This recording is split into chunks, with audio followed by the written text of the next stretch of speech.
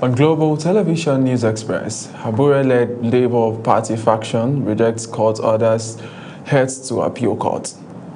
In business, Central Bank of Nigeria urges banks to act faster against digital fraud. On the foreign scene, Guinea-Bissau fixes December 6 for general elections. And in sports, Confederation of African Football fines Algerian Football Association $100,000 for misconduct to suspend players over Nigeria AFCON clash. Hello and welcome to all our viewers in Nigeria and around the world to News Express on Global Television, coming to you live from the nation's capital, Abuja. I am Ubong Usoro. A quick reminder, Global Television is on DSTV channel 365 and Star Times channel 276.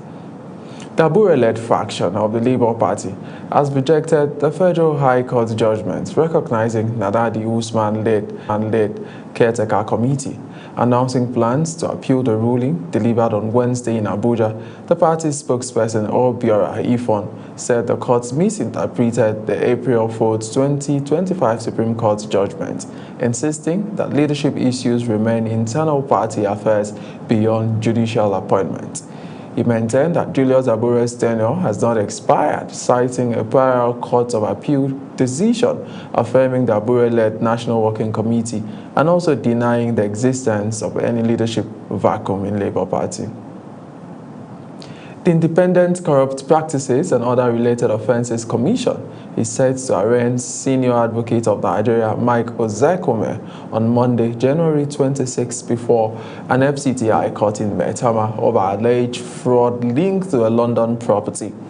According to court documents, Ozekome faces 3 counts bordering on the receipt of property suspected to be proceeds of crime, forgery of a Nigerian passport, and use of false documents to claim ownership of a North London house. This case follows a petition referencing a British tribunal judgment, with the ICPC saying investigations reveal alleged collaboration involving fraud, identified documents, and corrupt practices. The Federal High Court in Abuja has granted $100 million bail to Bauchi State Commissioner for Finance, Yakubu Adamu, and 3 others over alleged $9.7 million terrorism financing. Justice Mohammed Umar ruled that the defendants met the bail conditions for the bail, ordering them to provide senior civil servant sureties, surrender their international passport, and report weekly to the DSS office in Bauchi. The case, which was previously denied bail on national security grounds, has now been adjourned to February 26 for trial. The National Agency for Food and Drug Administration and Control, NAFDAC, has commenced enforcement on the ban of alcohol in sachet and PET bottles below 200 milliliters following clearance from the Senate. NAFDAC Director General Professor Mojisola Adeyeye announced the move in Lagos, explaining that consultations earlier ordered by the federal government have now been concluded. She said the enforcement aims to protect public health, particularly children and young adults, noting that small-sized alcohol products fuel abuse due to their affordability and concealment. Kano State Governor Abba Yusuf has vowed to sign the death warrant of suspects accused of killing Fatima Abubakar and her 6 children if convicted by a court of competent jurisdiction. During a condolence visit, the governor directed the Attorney General to fast-track prosecution and announce welfare support for the bereaved husband, including housing and harsh sponsorship. He also praised the security agencies for their swift arrest, reaffirming his administration's zero tolerance for violent crimes in Kano State. Transportation remains a major challenge for residents of Nigeria's capital city, Abuja, from inadequate transport system to rising transport fares and safety concerns. Many commuters say moving from one part of Abuja to another is becoming increasingly difficult. Global Television correspondent Sadatu Gaba brings more details. For many residents of the Federal Capital Territory, daily movement has become a difficult task, especially for those who rely solely on public transport. Abuja, originally designed as a modern city with an organized transport system. As more people settle in the city, the demand for efficient transportation continues to rise, yet available options remain limited. Commercial buses, taxis, ride-hailing services remain the primary means of movement for most people, but these services are often insufficient, irregular, or unaffordable. The challenges we face on transportation, mostly sometimes, is during the night time, during nights. Especially during the rainy season, sometimes we used to have challenges because there's no much car on the road. The transportation is increasing, and since generation of income have not increased greatly, you will have a whole lot of challenge. For workers, students, and business owners, many report frequent delays in getting to work, school, or business locations, affecting productivity and daily routines. Another major issue confronting commuters is the high cost of transportation. With rising fuel prices and weak fare regulation, transport charges vary widely even on the same routes. Many residents say they are forced to spend a significant portion of their income on daily transportation. Safety concerns have also become a source of worry for commuters. Incidents involving unregistered taxi operators and one-chance criminals have made residents cautious, especially women and those commuting at odd hours. Citizens advise that measures such as modern parks and increased monitoring of transport operators would go a long way in improving safety, organization, and efficiency within the transport sector. The challenges I think about most is, okay, I leave the house very early to go to my workplace, and the time I leave the house is quite risky because I leave the house as early as 4 a.m. and then by that time you don't see most cabs on the road. And again, well, I feel like there should be parks everywhere for wherever you're going. There should be parks where you go and you know that this place is safe. Whatever happens to you, they are responsible for it, and you know that. As the city continues to expand, residents hope that long-term solutions will be implemented to ensure safe, affordable, and reliable movement across the Federal Capital Territory. Saratu Garba, reporting for Global Television. Troops of Operation Wild Stroke have recorded major breakthroughs in the fight against insecurity in Benue and Taraba states, rescuing 657 kidnapped victims and neutralizing 124 armed criminals within the last 12 months. Force Commander Operation Wild Stroke, Major General Moses Dara, who was represented by the Commander of 101 Special Forces Brigade, Brigadier General Kolawale Bukoye, disclosed this while briefing defense correspondents during a fact-finding media tour of the operation's area of responsibility. Defense correspondent Kike Lomo Okere brings details. Commander Operation Wild Stroke, Major General Moses Gara, who was represented by the Commander of 401 Special Forces Brigade, Brigadier General Kolawale Bukoye, outlined sustained offensive operations, intelligence-driven raids, and constant troops presence as key factors behind the success recorded against banditry, kidnapping, armed robbery, and communal violence. He says the period under review witnessed several clearance operations, cordon and search mission, and aggressive patrols, leading to the rescue of abducted victims from the criminal hideouts and the recovery of arms, ammunition, and logistics. According to him, these efforts have significantly degraded criminal networks and boosted public confidence, with community previously abandoned now experiencing gradual return of social and economic activities. States is moved relatively calm now. Today, our sister homes, it's a gradual process. There has to be certainty of the ground, and people need to be told the truth.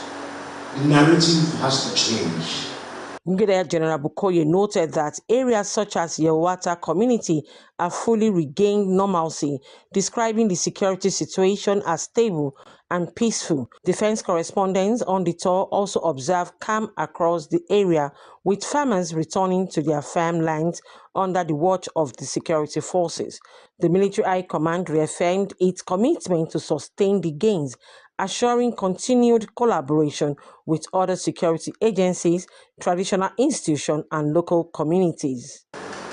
The water right now is peaceful. We're still waiting on the government to put one or two things in place so that people can fully be integrated back into the society. But life in Yelwata is very, very normal. People go to farms with the military patrol, they come back with the military patrol. The media tour, initiated by the Chief of Defence Staff, General Olufemi Oloyede, is aimed at providing the public with accurate first-hand reports on security operations across the country. Kike Lomo Okere, Global Television News. Following admission by the Nigerian police that gunmen abducted worshippers during church service last Sunday in Kaduna, after initially dismissing reports of the attack as false, a cross-section of Nigerians have been reacting to what has been described as mass abduction. In their reaction, Reverend Joseph Ayab, chairman of Christians in northern Nigeria, spoke on the attack, insisting that it was not possible for such an incident to be swept under the carpet.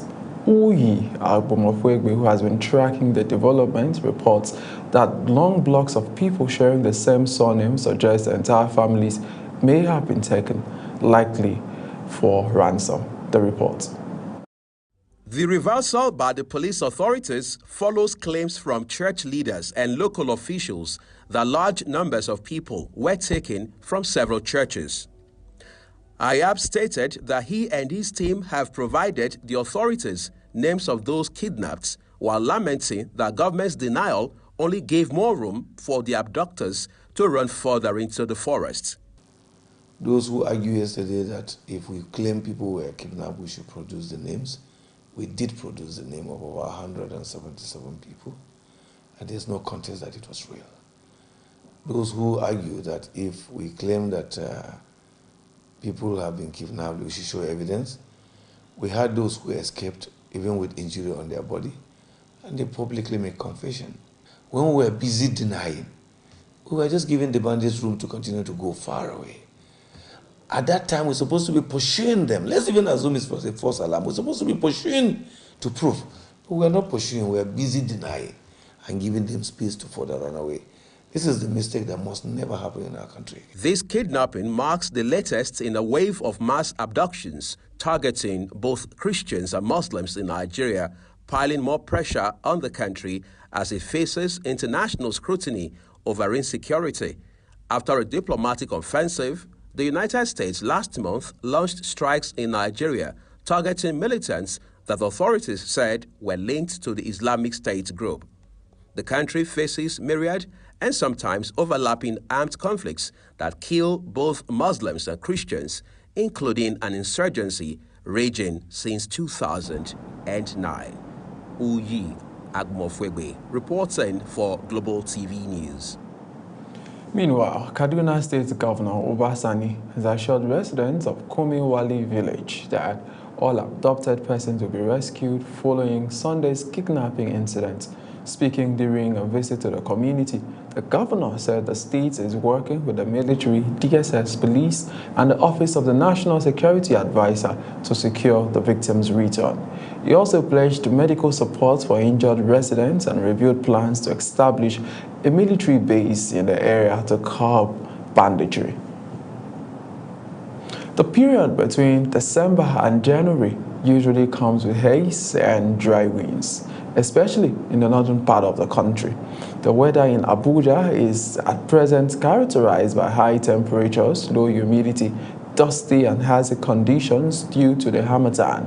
The city is currently experiencing mild heat in the afternoons and relative cold in the morning.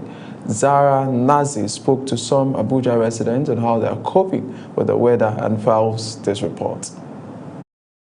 Weather changes, particularly abrupt shifts between seasons or extreme, unpredictable fluctuations, are well documented to come with significant physical and mental health challenges. These transitions stress the body's immune system, impact respiratory health, and can exacerbate chronic conditions. Abuja residents explain how they feel about the change in weather and how they also take care of themselves to avoid issues relating to the change in the weather condition. I used to cover myself with my blanket. You know, as a single person, when there is in the morning there is cold, then that early morning around that time 5 o'clock, you have to cover yourself with that blanket. That's how I take care of myself. As for me, when the weather change, but I normally go and do checkup. I'll do checkup, know what is wrong with me. If I weather or if my system change, I normally go and do checkup. Then know what is wrong with me and give me some drugs to take. That's all. I take care of myself and my family, my wife, my children. We're okay. When the weather is cold, then we off AC. You understand me? But when it's a bit somehow hot, then we on AC, cover ourselves with duvet. So we enjoy the sleep until NEPA take light. You know the country we are. So me, I like the weather. Medical practitioners recommend taking precautionary measures such as wearing protective clothes and adjusting lifestyles to prevent illness, particularly protective vulnerable groups like children, the elderly, and those with chronic conditions. Zahra Unasir, reporting for Global TV. You're watching the live broadcast of News Express, where News Express which continues after this weather forecast with business, foreign, and sports stories on the other side of this break. Please do stay with us. As we head into Thursday, here's what you need to know. The dust episode will continue, though at a slight intensity, affecting parts of Adamawa, Gombe, Bauchi, Plateau, Nasarawa, and part of the northwest. Let's talk about the rainfall. During the morning hours, we expect thunderstorms to affect parts of Cross River, Akwa Ibom, and parts of Bayelsa State. While later in the day, especially by late afternoon, we will see a wider spread of thunderstorms extending to southern Ondo, Ogun, Lagos, Bayelsa, Cross River, and River State. And that's the weather outlook. Airline operators are advised to regularly consult the NIMET eFlight folder portal for latest weather updates to support safe and well-planned flight operations.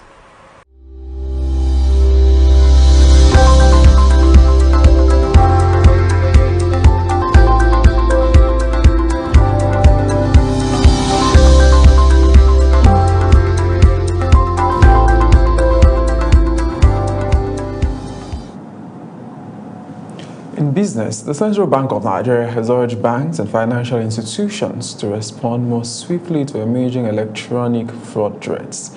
Speaking at the 2026 Nigeria Electronic Fraud Forum in Lagos, Deputy Governor Philip Ikezo warned that scams such as SIM swap fraud and social engineering are growing more sophisticated.